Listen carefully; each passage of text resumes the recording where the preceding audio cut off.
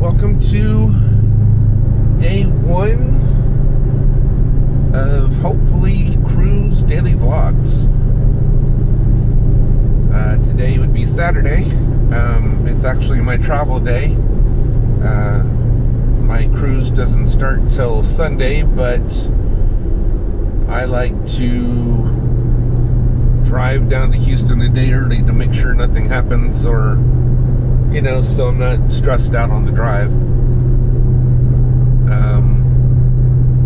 But I'm going to be going on a 6-day cruise, taking a Carnival Dream. We'll be going to Costa, Cozumel, and Belize. And we're leaving Sunday and coming back next Saturday. So it's just a small little getaway, I actually did this cruise last year, or on the same ship, but instead of Belize, we went to Honduras. So this time we're going to Belize, and I just thought it's actually makes out to be a good time to go on a cruise, because vacation-wise, Monday is a holiday, so it doesn't count as a vacation day. So there's, you don't burn as many vacation days on the cruise.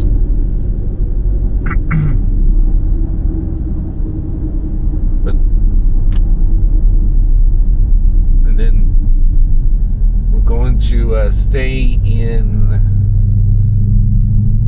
Seabrook overnight, which is where I used to live when I was a kid.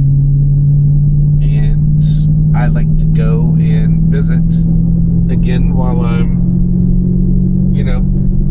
down there. So I thought it would be good to get, go on the trip and go drive around, see if anything's changed, check out the old house. There's a restaurant I like to go to called Chookies. It's a hamburger place. It's been around since I was a kid, so from the 70s. Or I may go to a restaurant called Boondoggles. I'm still trying to decide, so we'll update that in here as we go. But right now we're headed to Bastrop, and after Bastrop it'll be another 2 hours to get down to Houston. So we'll pick this back up when we're back in Houston.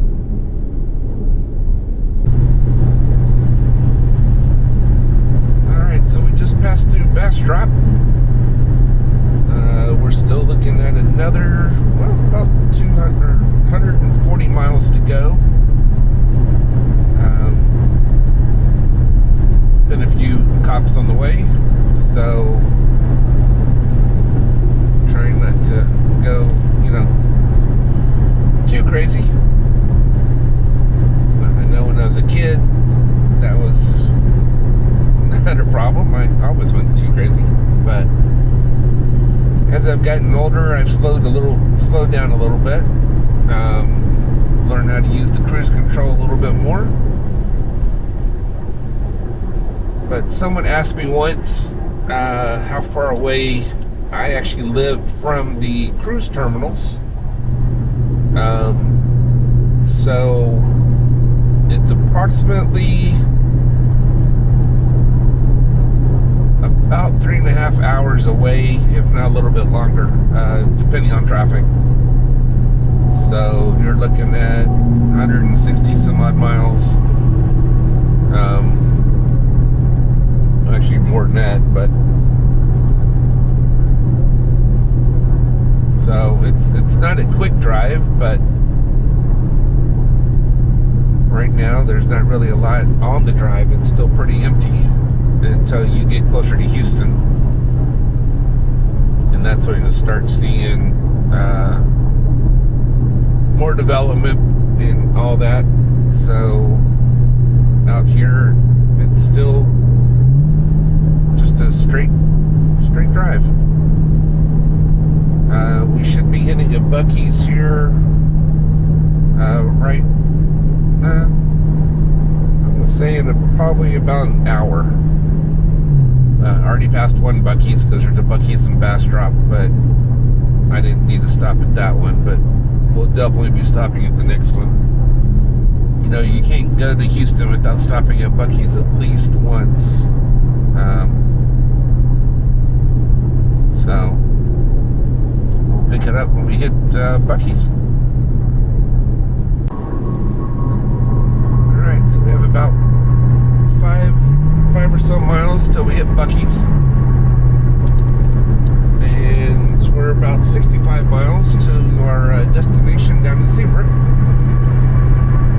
So the first thing is, how do you know you're getting closer to Houston? Well, it looks like it's gonna rain, and that's a normal thing for Houston. The other thing is the traffic has picked way up. A lot more warehouses and shops, so it's not as empty as it was on the way here. But somehow my body always knows when it's ready for Buc-ee's. So it always tells me, hey, you're getting close to Buc-ee's, because, well, you've got to check out their cleanest bathrooms that they advertise. So,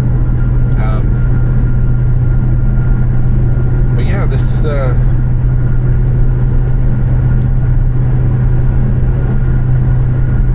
looks like there's been a couple wrecks up ahead too, so it'll take a little bit longer, but alright, we'll check in again in a little bit.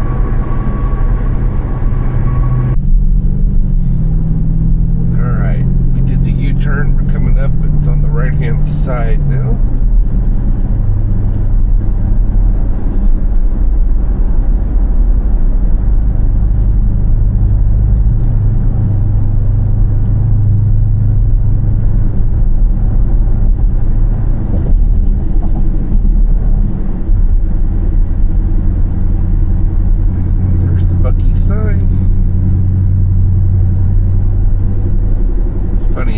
Mispronounce Buc-ee's.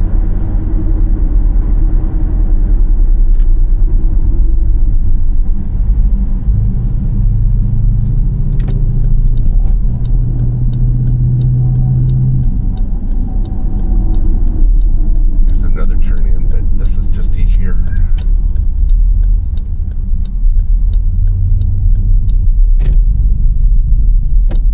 Get your car washed. Longest car wash.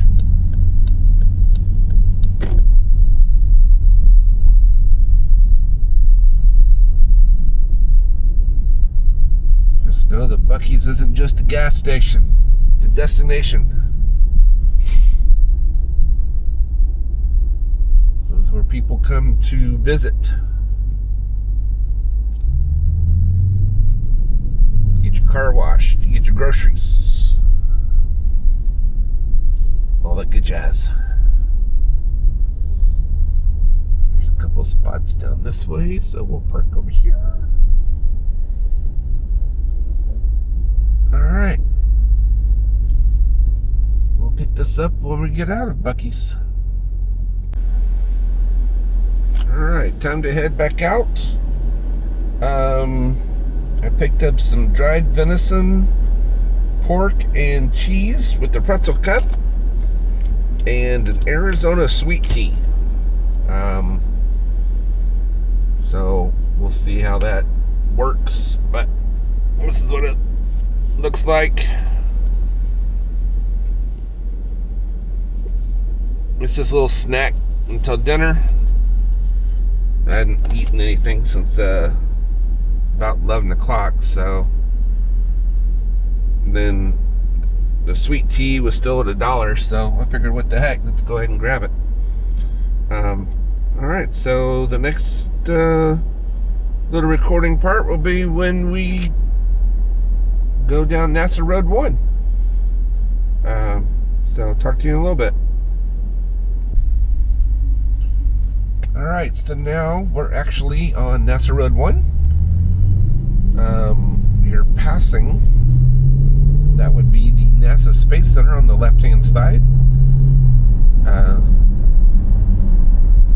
got to tour that quite a bit when I was a kid. Elementary schools, things of that nature.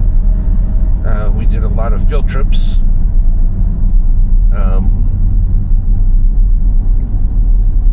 Things have actually changed quite a bit out here since I was a kid, but then again, that was a long time ago.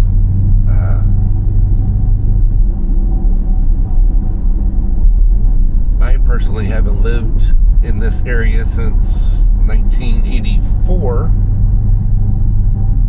but my parents actually rebought the house that we used to live into right after I joined the Navy. So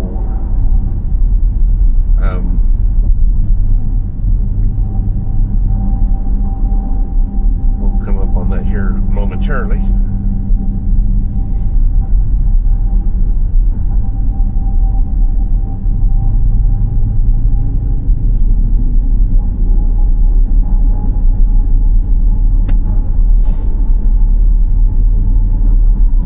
Here on the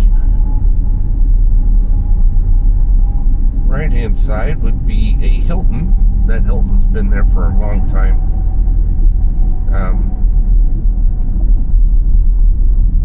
And the Hilton is actually on Clear Lake, which I don't know if you'll be able to see it or not. Clear Lake is to the right. Excuse my fingers. So that would be Clear Lake. Clear Lake actually connects to Galveston. So from here you can go to Galveston Bay and go boating out that way. So Dad and I did a lot of boating in Clear Lake and Galveston area. This is where we also did a lot of our high-speed runs, making sure that everything was set up properly.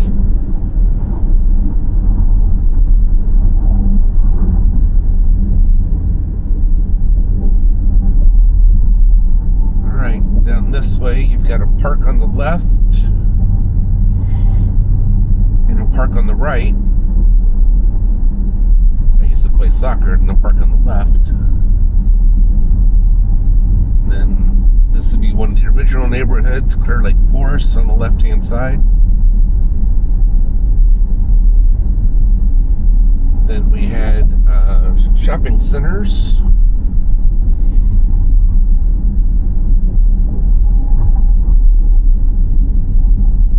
You got Arlen's Market, which has been there for a while.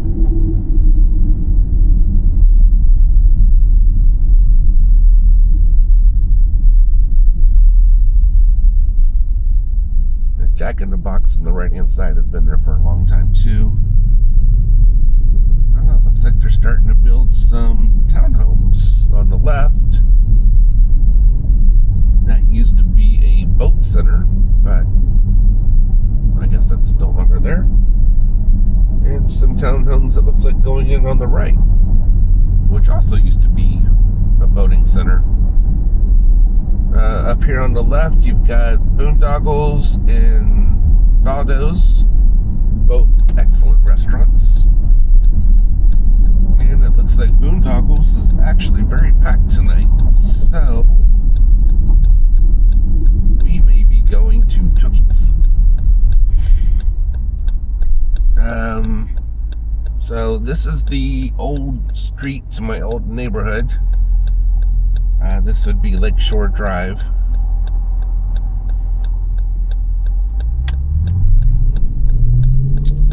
And the one thing about this neighborhood is you do 20 miles an hour. Because on the right hand side is the police station. And they did patrol very heavily.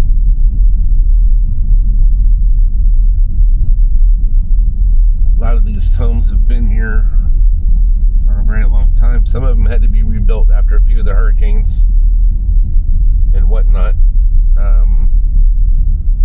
It looks like every other neighborhood, people have a hard time with the street going slow, so they actually have a lot of signs out, which I do appreciate. Let's see here, we'll go straight.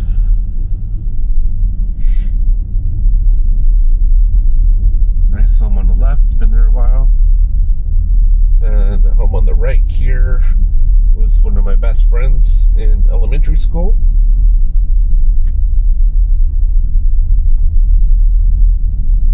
And then, looks like this house is available for sale. Might have to see how much that costs. Alright, so we're going to turn this way. Stop for a second. Looks like they've cut down some trees. Let's see if I can do this real quick.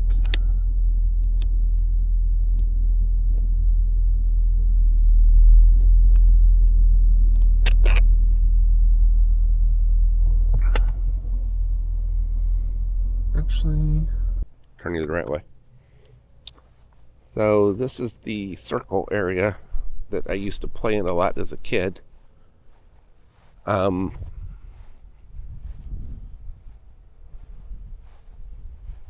fun fact, a lot of the newer trees that you see up here in the front, my dad actually planted. We had a lot of extra trees, and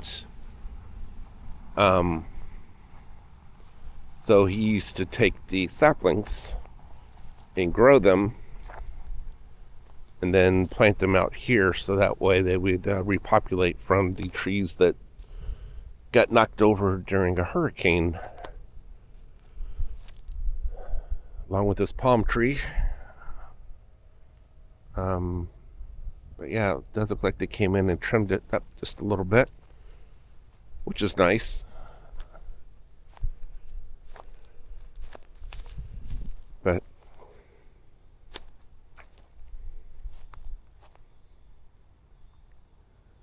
it's always cool to see what he did.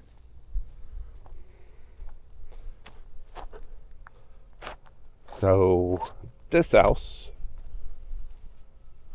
was the Medocs when I lived here. It's since been sold a few times. And this house, 217, is actually my old house. This is the house that I lived in from 1978 until 1984. And then my parents, like I said, bought it back in the 90s and moved back. So, fun fact about this house is I lived through 5 remodelings of the house. So when we first moved in, it was just a 2-bedroom, 2-bath house. And then we'd since built on the entryway in the front, and the room on the right-hand side that you see was my old room. So the new owners painted it gray. It was a lighter, it was kind of like a pinkish color, I think. But we did install the gate before we moved. So it was kind of cool. And over here, so where these old trees were, so at the time, the Campos lived next door to me, and that was their old house. And there was a large tree that was here, which has since been cut down because of the hurricane. It pretty much knocked itself down. But we had a rope swing that went from, I want to say it was this tree that was cut down too. That we had a huge rope swing that we used to go right here. We climbed up, and that was pretty cool. But yeah, one of the hurricanes knocked down the tree. That house used to belong to the Moores. They had since passed or sold it a long time ago. That was the Ivies at one time. And the house with the red roof when I was a kid was the Hoffmans. Fun fact about them is he helped design the space shuttle. So that was kind of cool to know that. And then, I don't know if you can see the lake in between, but all these homes are on Tedder Lake. So, just thought I'd give you a quick little tour before I go check into my hotel